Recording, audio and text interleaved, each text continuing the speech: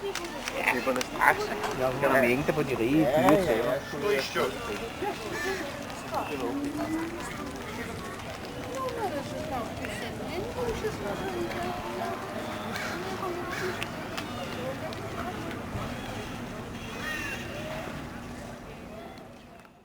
It's going to cover it all. Then we'll duck in the side entrance of La Casa Grande, the big house, and spend the rest of our time going up through guest bedrooms as we make our way through the house and up in height, finally winding up on the Gothic suite level, which was completed in 1928 and became Hearst's private residence when he would come here. So from 1928 on, I mean, this was his vacation home and one of 6 other estates. So he didn't really have a home, you know, in the traditional sense that we think. He had another 35 or 36 houses around the country also. So he could, you know, go anywhere for any reason at any time. Up a little higher will be the highest bedroom on the hilltop, and it will, I think you're going to love this, because it's a bedroom up in the tower. It's like gold up there. So then we'll make our way down, go through a couple more bedrooms, and out through the kitchen. And you'll be able to see where they fix the food and all that. Then we're going to go to the second swimming pool on this hilltop, the indoor pool. And that's called the Roman pool. It's built on the idea of the Roman baths. And that's where you will actually walk on 22-karat gold, little tiles.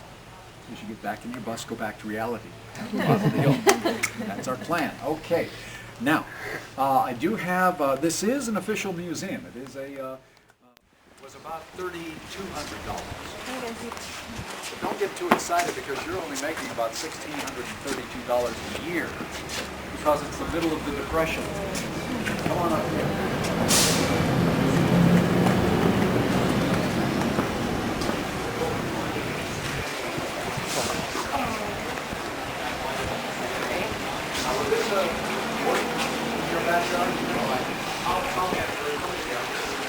Well, it holds 1,300,000 liters, so it's more than 25,000 gallons. And this is the largest version of this pool, because he had this little push.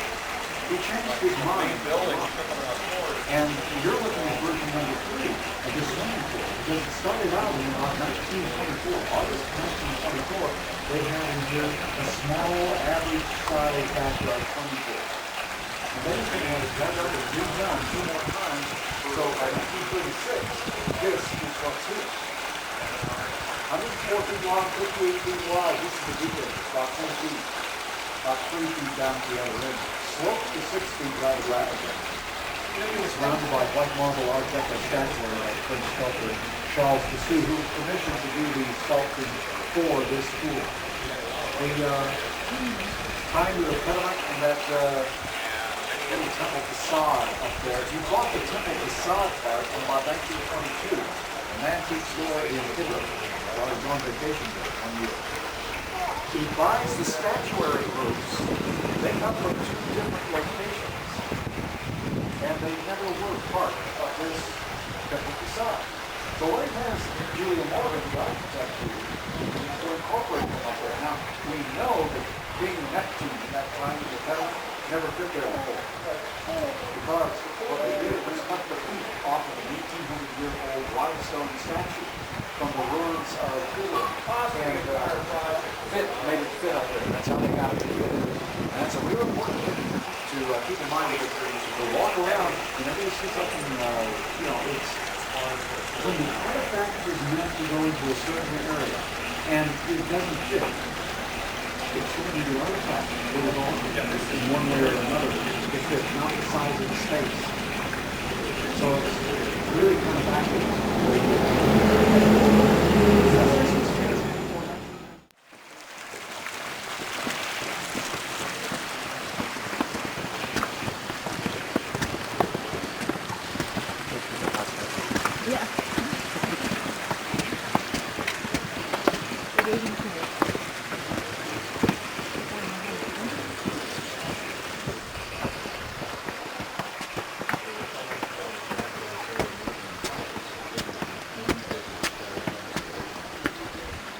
Hearst had plans for bowling it. He had plans for Denver.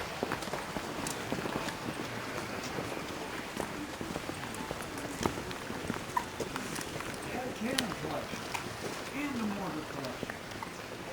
These are 18th century Spanish cannons. And he would collect them. Just like he had a collection of 18th century earthenware pots from Italy. They'd be mounted into the ground and would be containers in the ground. So he had basically a collection about everything.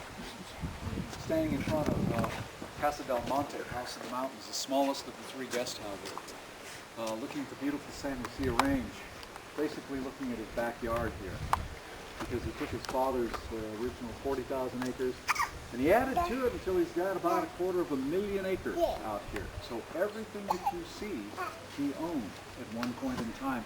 Up to about 38 air miles in that direction. As a matter of fact, can you see it? Yes. There is that little Camelback Peak that's bluish gray and almost washed out, and it's behind all the other mountain ranges. That's Mount Junipero Serra, and it's 38, 39 air miles in that direction. So that's what 250,000 acres looks like. 250,000. 1929, this terrace had started. Before that time, there was just one flight of stairs that left the street level and made its way up to the ear ring terrace right here. You arrive here by a limousine on the other side, and you walk up maybe 3 flights of stairs, and you're at La Casa Grande. He wants to impress you by coming up this way and creating this grand entrance. And I counted the flights of stairs one day. There were like 10 that got you to the same place. So, you know, not only did he want to impress you, but he wanted you to work for it, basically. He wanted you upstairs. So now this is starting. Now, 1929, the north wing and the south wing is also starting.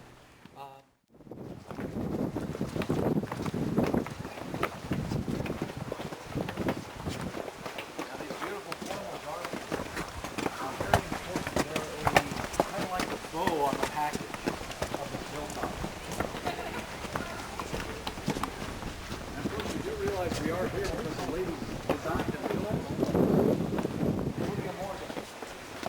In her younger days, she was a protege of his mother. Mid-civil projects of her.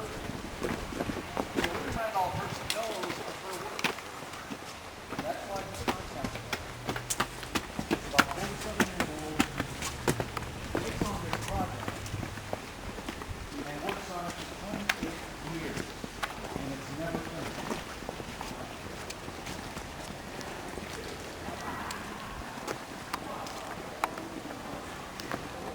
That's how the sarcophagus is.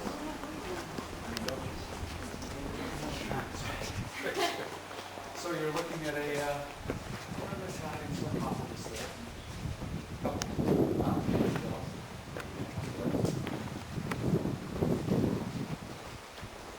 About 600 years ago, when grave robbers would rob these things, they shoved the lids off. The lids would fall and break. Of course, then they'd rob the tomb. That's why you very rarely find one with a lid intact, which makes that one that we just passed coming up the stairs rather unique. But people would buy them at flea markets in Europe about 500 and 600 years ago, and put them in their gardens, fill them with dirt, and plant flowers in them. Hearst is making a collection of them. Well, Julia Morgan, this lady that's designing and building, she's not just the designer, she's a general contractor. She's an engineer as well as an energy hold that goes out to sea in Paris. So she's wanting you to believe that it's built out of limestone blocks. The reality, though, is that it's built out of concrete, which is the best building material for fire and earthquake country, which this is, 40 miles from San Andreas Fault. So this is the way she builds it, and I don't think just the foundation and the walls or the 40-foot pylons that go down into the bedrock. I'm talking about the ceilings also. Because when we go inside, if you imagine stripping away all the decoration, you'll be standing inside a little concrete box. So, Julia Morgan's building it out of concrete that way. Hearst is changing his mind a lot. And the initial idea for this hilltop was the center section here for this building, and then one story above the main floor. So everything else that you see past that point, he added as he changed his mind. It's done piecemeal. So very simplistically stating, visualize this as a bunch of little concrete boxes standing there. And that's why there's no grand staircase on the inside, why you have to get up from one floor to the next, like on the stairwell, like this, or like that one over there, and this one here, or this one, we're going to go right now up to the Doge suite.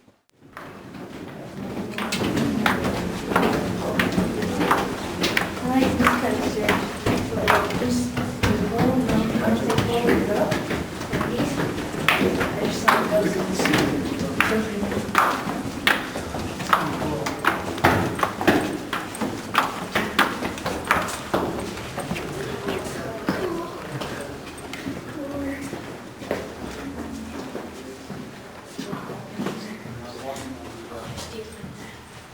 Wonderful 200-year-old Persian carpet there. When we all get in, just kind of scooch forward if you want, so we all get in here. How are we doing? 1, 2, 3, 4, 5, 6, 9, 10, 12, 13, 14 and a half. Okay, good. Well, when you came up the stairs, imagine it being back in 1935. You're walking up their stairs with no handrail, no black metal handrail, no rubber coverings on the slippery marble steps, and you're wearing shoes with leather soles, which if they get wet at all, are going to be very slippery. So if you happen to see any claw marks on the side in the cement there, that would be somebody going down, you see, because of that. But you might have thought that was just a servant's entrance, but it's not. Everybody, it's the access point. Everybody used those stairs going up and down. And you come into the Doge suite. This is one of the bedrooms of the Doge suite area. And it's your first look at some of the antique ceilings, the wood ceilings. This one is Spanish. It's about 400 years old, polychrome paint up there. And the style of architecture that's being used in this place, he was very much influenced by the 1915 Panama American International Exposition, which was held in San Francisco and also in San Diego. And they introduced at that time a style of architecture that they called Mediterranean Revival, which is a blending of Italian and Spanish architecture design with a little Moorishness thrown into it. And what you have is a requirement for long horizontal lines in that style of architecture and extreme symmetry, extreme balance. So the rule is, very simplistically, you got something large in the center and two equal things on either side. That covers a lot of it. And you're seeing it right here above the fireplace, about a 200-year-old Spanish bas-relief of Madonna and Child, something large in the center, two electrified wall sconces from the turn of the century, two equal things on either side. And as you swing around the room, you can see it happening all over. 500-year-old Spanish painting, something large in the center. Two electrified wall sconces in silver, done in the Revisé style, and that means that the artist had to push the design out from the back. Very difficult thing to do. Or a Revisé mirror, and a couple of nice little jade lamps, something large in the center, two equal things on either side. The doorway over there used to be in an Italian church, concealing the sacraments, and it goes with the doorway that you will see in the other bedroom when we get in there. And of course Hearst is using it to conceal the sacraments of the bathroom, because each one of these bedrooms has its own private bathroom, every single one of them on this hilltop. To be a suite, the bedroom has to be attached to a sitting room, or in our day we would call it a living room. The term living room started to be used about in the 40, something like that. So if you were assigned to that bedroom, this then would be your little living room or your staging room. And you could share this with Dr. Ralph Butler, which is why they were coming. And what you're looking at are the Renaissance style antiquities and antiques that he collected over his lifetime. He starts collecting at about age 10, when his mother takes him to Europe on a little vacation that lasted for about a year and a half. And he learned to appreciate art, antiques, and that's where he got bitten by the collecting bug. He also asked his mother if she would buy him the Louvre Museum and bring it home. Oh, yeah. So probably one of the few times he ever heard the word no. But it's called the Doge Suite because of the artwork on the pillars directly behind you. This little bit of artwork right here. If you've ever been to the Doge Palace in Venice, Italy, or seen the postcard with all the pigeons flying off of it, you'll recognize this style of artwork and this style of capital and poles and columns. We copied that directly. We call it the Doge Suite. But you still have that, I mean, even that rule applies to the blueprint for this building, because you've got something large in the center and then two equal things on either side. So this bedroom is pretty much a mirror image of that bedroom, complete with the same ceiling.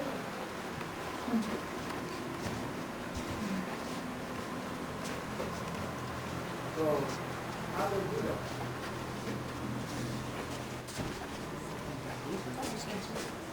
Very carefully. Excellent answer. Begs the question, did they have two ceilings? Did he collect two ceilings that looked exactly alike? Or did they replicate one and make a second one to fit in here?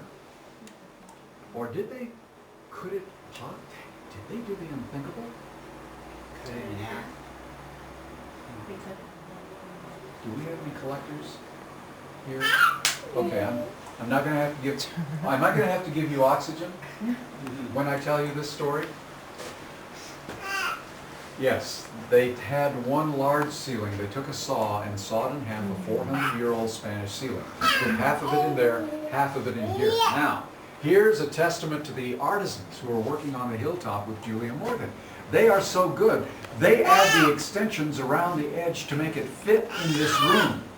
And you can't tell where those extensions, those 20th century extensions end and the 400-year-old ceiling begins. So it's just amazing stuff. There's the other bathroom door right over there.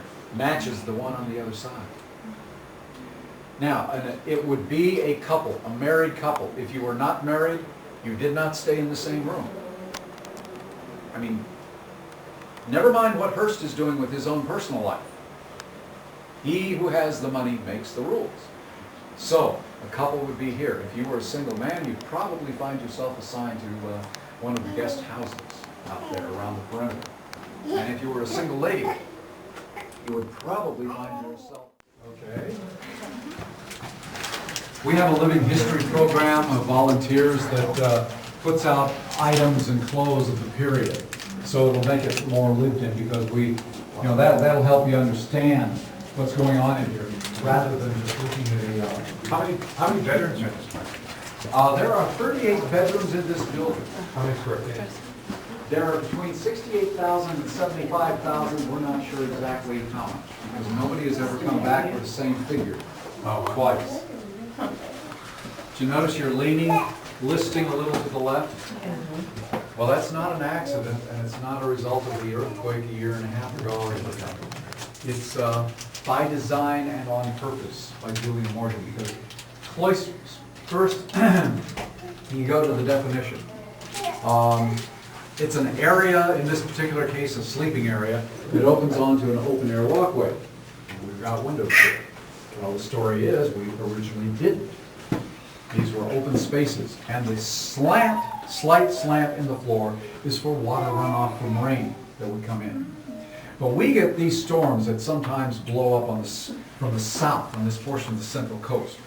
really strong, we get a thing called horizontal rain coming in here. And after one really bad storm, Hearst writes to Morgan, he says, we've got to do something because the poor guests can't get out on this side of the cloisters. So what they did was put in shutters. Now we know that didn't work because you're seeing the remnants of the brass plates. These are the remnants of those shutters, these brass plates here. So they did install windows. Now, they didn't have to install the windows on the other side, which is like this, because the storms come up from the south, not from the north. So a little bit later, I'll take you down that way, and you'll be able to see what this would have looked like before the windows were put in. We're getting, though, down to a section of the building, because this was built before OSHA. Then I'm going to ask you, please be careful on the thresholds, because look at them as you walk across, because they are kind of ugly and have different levels and that kind of thing. We're going to start with this one right here. And this is going to take us into this little library that we have. So you can come in, take out a book.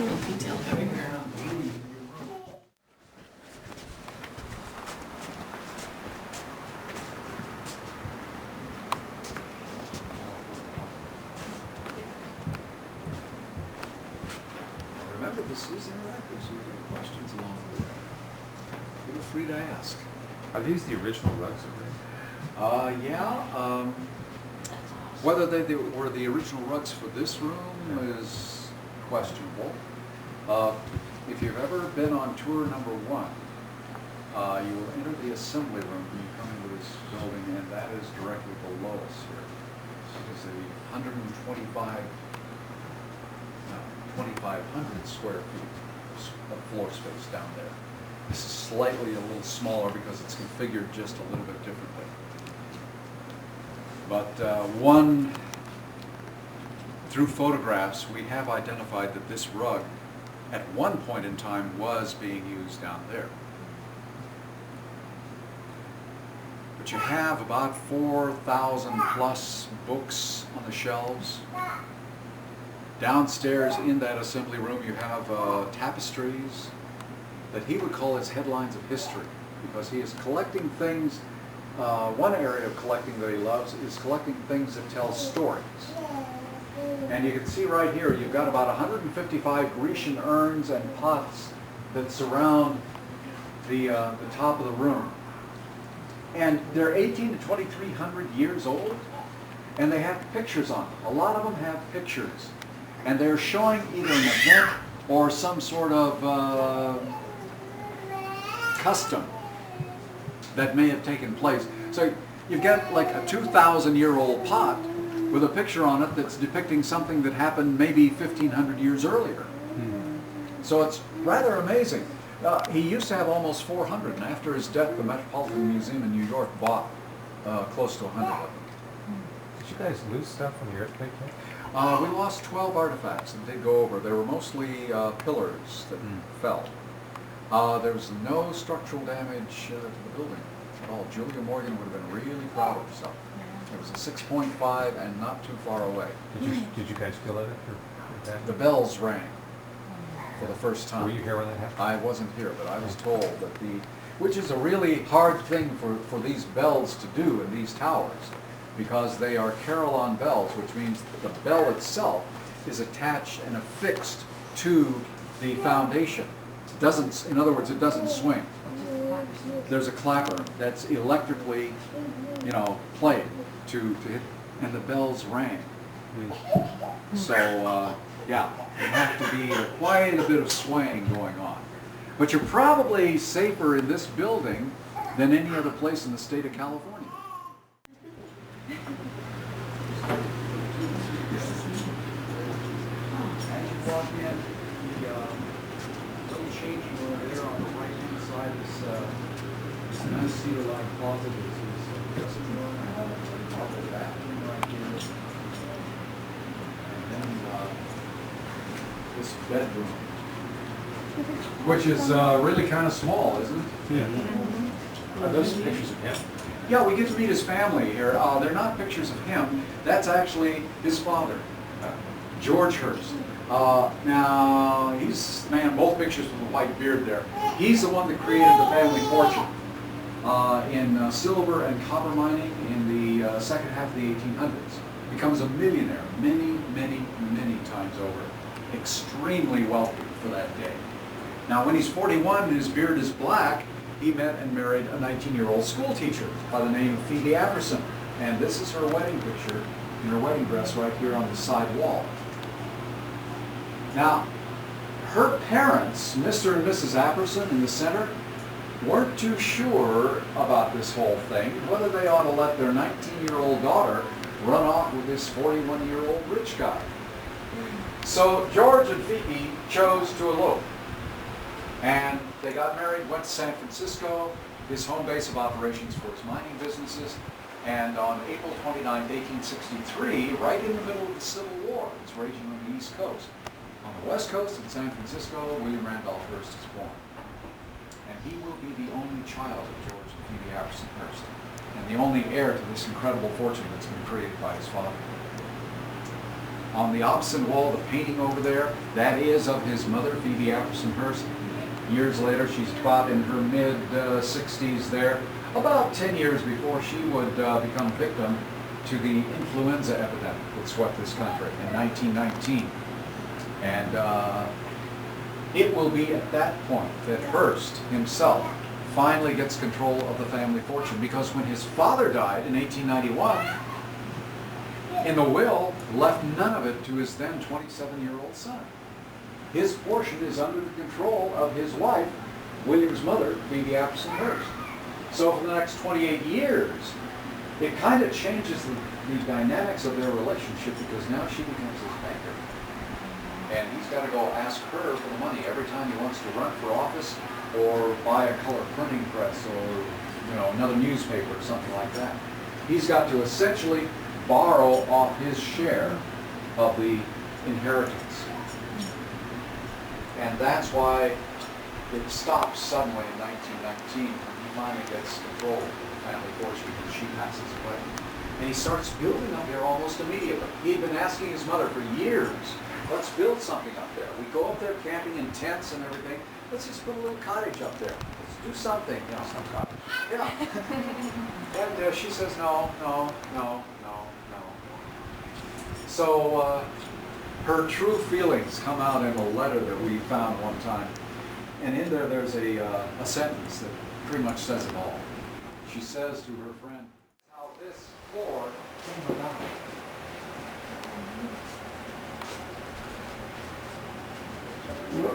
We're coming in.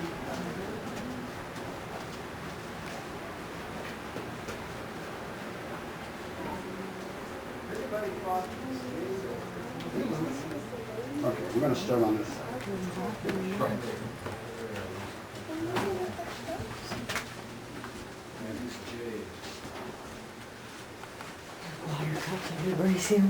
He got married in 1903 to Millicent Wilson Hearst, who's 20 years younger than he is, and a showgirl dancer. When he is 40 years old, his mother is not happy. They had 5 sons, and after 22 years of marriage, they talk in 1925, decide they're no longer going to live as husband and wife. Yet they didn't get a divorce. We don't know why. It's not written down any place in our research to tell us exactly why they didn't. Go into the office and ask. Yeah.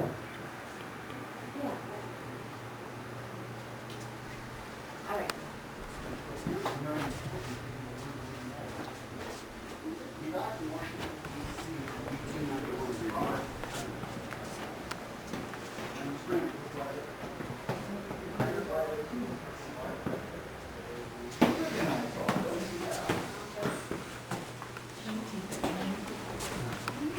That's Hearst's portrait down at the end of the room there. He's about 30 when that was done. Also the same person who painted the portrait of his mother in the other room.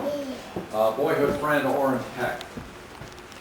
But this is where he would do the work and keep his empire rolling. He would have 114 telephones hooked to a 24-hour switchboard on this hilltop. 114. And some of them are out there someplace. So if you, he would occasionally like to take people on a picnic, lunch, horseback ride type of thing. And if in the middle of all this you wanted to know what the Cubs are doing in Chicago, he'd say, well, wait just a minute. He'd go to a tree and pull out a phone and call the Chicago office, the newspaper, and get the score and come back and tell you what. How to use telephones, landlines in those days like we use cell phones today. This guy is really a leading edge thinker in the technology area. I'm sorry, go ahead. What's the story on the lampshades? They are parchment, and they are from, you see indenture papers, legal documents. Others are from Gregorian chant books or song books. And Hearst didn't do this. He bought these in this condition. But somebody at some point along the line, when electricity was coming into popular use, they were cutting up these parchment pages and making lampshades out of them. 250-year-old items. But now when they added this level, the towers are now too short because they're out of balance with the new roof line. So they had to raise up the towers. And what they did to that space, they now call the Celestial Suite. Watch the threshold right here, and also over this here.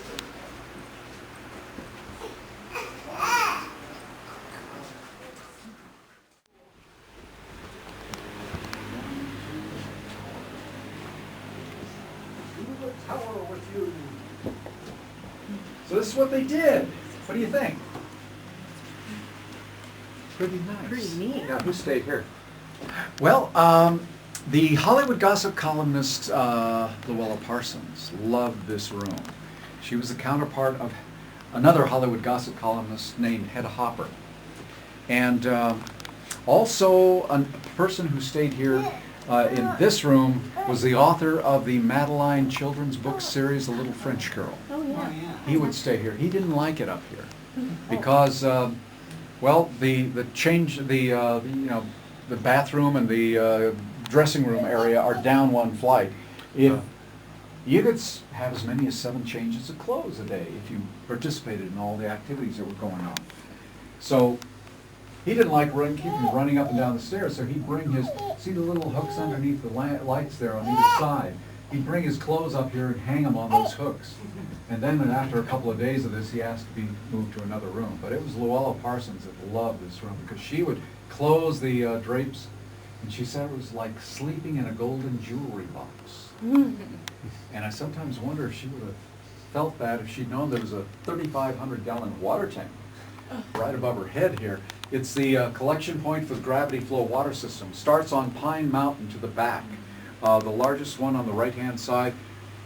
There are 3 artesian springs on and around that mountain, and they flow to a collection basin which is on this little knoll directly across from us here. And that is an optical illusion. It's a couple of 100 feet higher than we are, which makes this gravity flow situation work, where it fills up this tank and the one on the other tower. And then it filters down through the plumbing system, and the wastewater there goes into a cistern and leaching system, and there are 2 of them, one halfway down the hill on the west side and one on the north side. And that's how the whole thing worked, and people were just absolutely blown away when they came here for the first time. Because this is out in the middle of nowhere. You know, you don't find utilities like this here out in the middle of nowhere in the 20s, 30s, and 40s. Because they hadn't worked their way out of the major cities that much yet. Did they heat the water? Water was heated. And how did they do it? Just with a... Well, just regular water heaters Yeah. of the time, yeah, for each one of the rooms, yeah. Yeah, even the pool water was heated. And that was done by a oil-fired water heater. It was in a little blockhouse about halfway down the hill in between the 2 pools on that side over there. Wow. As you go out, be careful back there. Oh, You're welcome to sit down for just a second. interesting. Yeah. Go ahead. The ceilings on this level are not antique. They are poured plaster designed by Julia Morgan. And we have a saying up here, if it looks like gold, it probably is. So this is 24 karat gold leaf that's been applied to the design in the plaster. But now we're talking about a big man. This man is about 6'3" and a half. 240, 250 to maybe 280 or 90, depending on what period of his life you're talking about.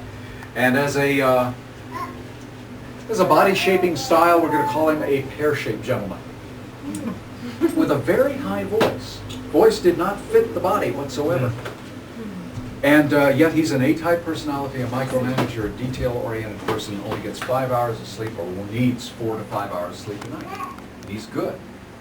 So this is the image. This is the person that Julia Morgan is writing this letter to.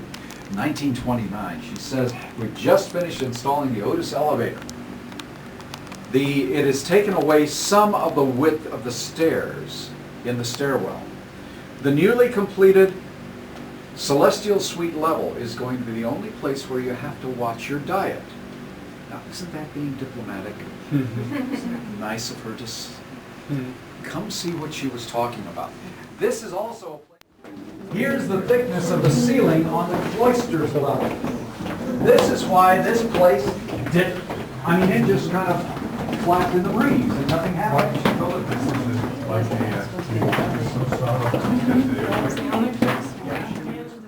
And right here, if you grab your glasses and lean out and look up, you will be able to see the carving work that was done on that teakwood cornice that surrounds this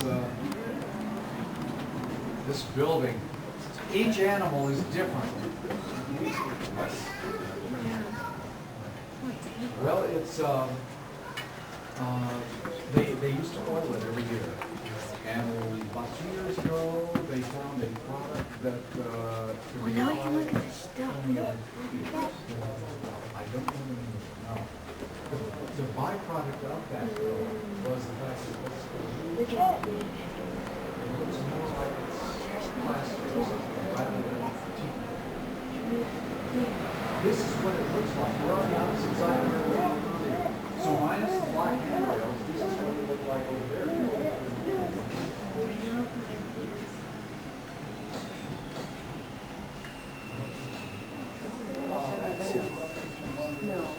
Did you say that this is wood?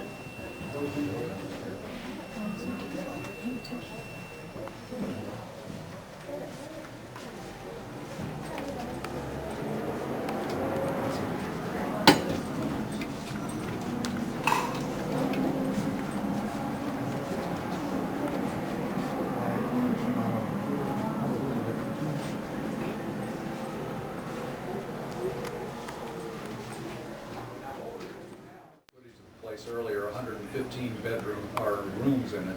There are about 42 bathrooms, 38 bedrooms total. 26 of them are like this. They're guest bedrooms. 40 ceilings of antique variety. Another Spanish one, about 350 years old. About a 250-year-old French fireplace behind you there. And just amazing stuff. He wants more bedrooms. Not because he's got so many people coming here, because we're about the size of an average weekend crowd, actually. 12, 14, maybe 18 or 20 people at the most. He needs more bedrooms because he's got more stuff he wants to put up. So, in 1929, they start work on the north and the south wings. They don't need anymore this long air and light shaft that they had there. So what he asked, is there a way to put a couple of bedrooms in there? This is what she comes up with. Now, when we go down this one of the few finished stairwells in this building, about halfway down will be an open doorway on your left-hand side. I want you to pause there for just a second and take a look. Because what she did was she created a loft bedroom. Underneath it will be your ordinary, everyday marble bathroom. And then a small sitting room. We're not going to go in there because it's not quite as spectacular, but this is absolutely spectacular, this bedroom that's up there. That's your average little kitchen. That's your refrigerator. How many kitchens he has? So first of all, you got show you first the ceiling. Okay, this is what's above all of those neat antique ceilings that we're looking at. That's what it's attached to. They're all attached to that kind of thing. Remember I said strip away all of the decoration inside a little concrete box. That's what we're doing.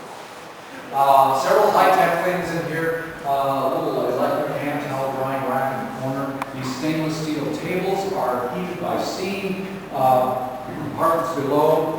You put your food in there, keep it hot. Put the plate up here, it will warm up a little bit, decorate it, get it ready for presentation, and the staff takes it on into the refectory, into the dining room. And had you turn to your left instead of your right at the bottom of the stairs, about 15 paces you'd be patio. How big is staff was it?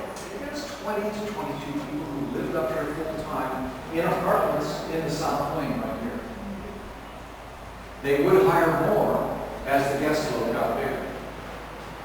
It's generally whether he was here or not. Is this the only picture? This is the only picture. And before this was completed, they used to do all the cooking in a large tent out here. Good German beer on tap at all times. 114 telephones. I like to look in the medicine cabinet. You got your huge stove. Rotisserie. This is a working, a restaurant style kitchen. Big mixer, another electric refrigerator, refrigerator, that's the chef's office up there. The staff is the same group who serves the spot.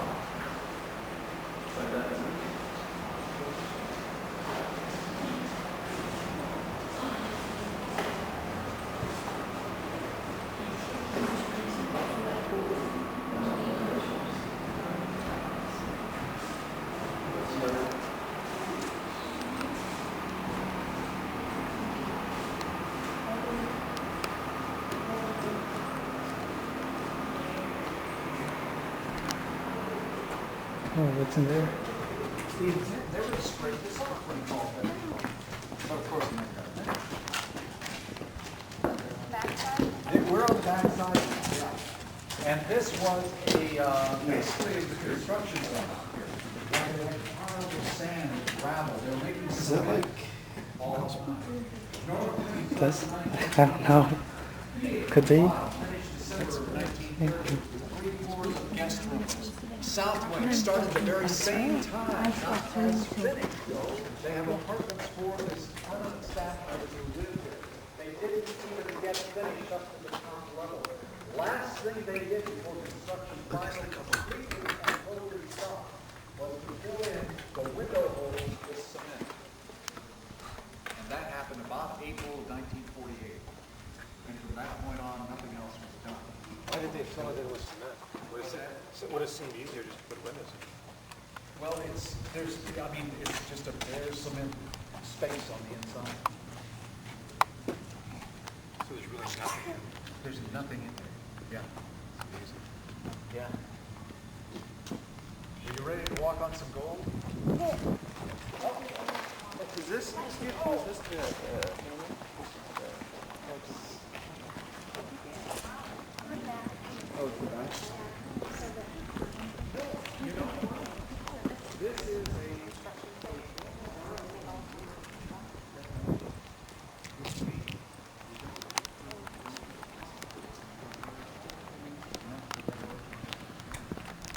They're not even irrigated.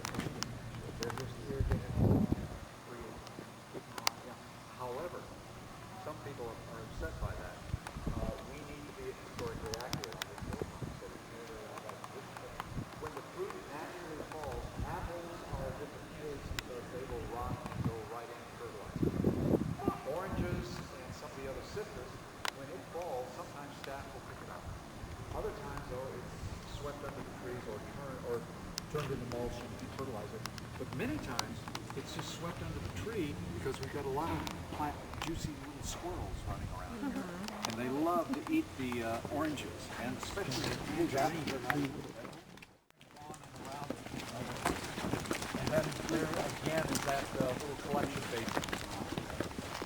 So you have redwood piping that runs from there to the collection basin, and again to the collection basin, and then fills in the tank in the tower. Yeah, but this, you know, he'll play tennis. He'll have Allison Moffat, the Wimbledon winner of those days, on his team, and he'll stand at the net, let her do the running around. He'll stand at the net, wait for you to hit it to him, and then he'll kill it back. That's his style of tennis.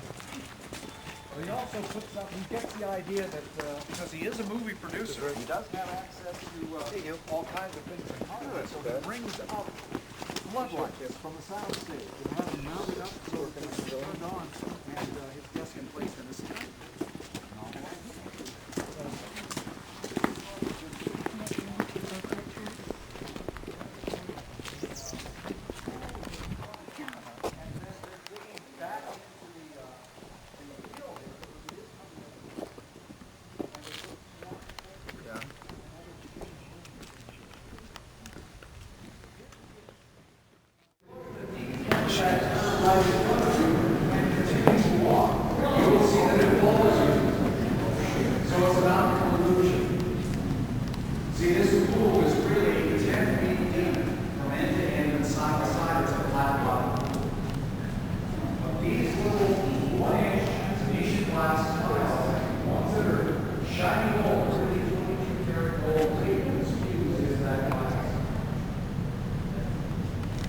The